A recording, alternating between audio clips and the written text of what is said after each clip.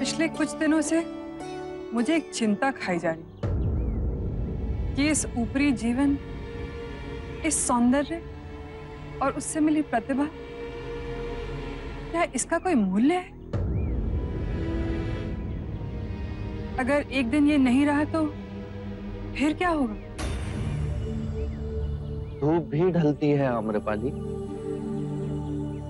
इस जीवन में स्थिर कुछ भी नहीं, और यही अस्थिरता हमारे मन में गहरे दुखों को जन्म देती है।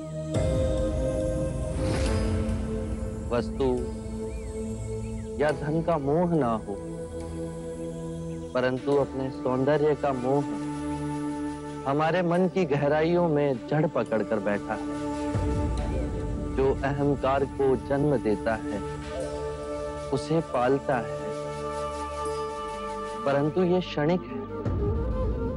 जब तुम ध्यान में जाओगी तो पाओगी जो नश्वर है, तुम उसे पकड़कर बैठी हो और तुम्हारे दुख धीरे धीरे विलीन होते जाएंगे।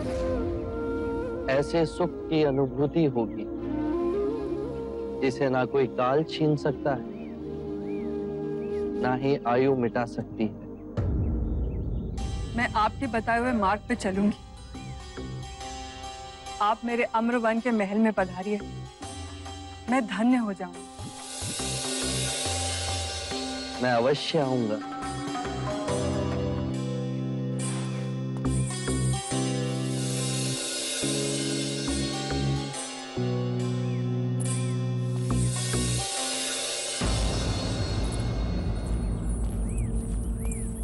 जब आप आम्रपाली से बात कर रहे थे तो उसके रूप का कोई आप पे प्रभाव ही ना पड़ा।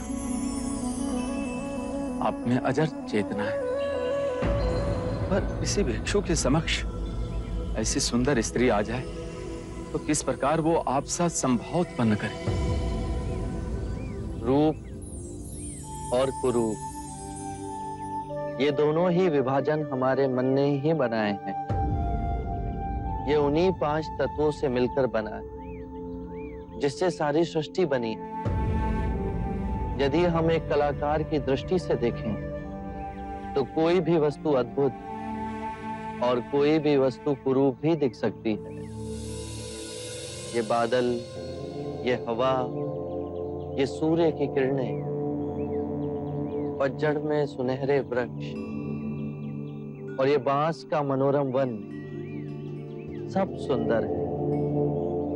संभवतः ऐसी कोई सुंदरता नहीं जो एक मनुष्य की एकाग्रता को क्षीण कर सके, जितनी नारी की सुंदरता।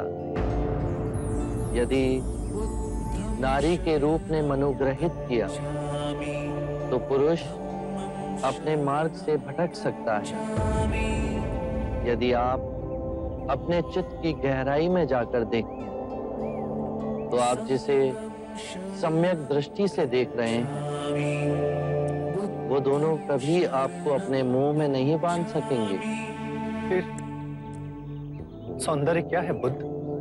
सौंदर्य जो अमिट है, जो कभी दुखों का कारण नहीं बनेगा, वो करुणामयी मुक्त हृदय कभी भी कार्य कारण से बंधा नहीं होता। वो हृदय जिसमें शांति और आनंद का भाव हो, वही परम सत्य है। बस अभ्यास करो, ये द्वार सबके लिए खुले हैं। बस पहला पग आपको स्वयं उठाना है। धन्यवाद आपका। आपकी जिज्ञासा से सौंदर्य ज्ञान हमें मिला।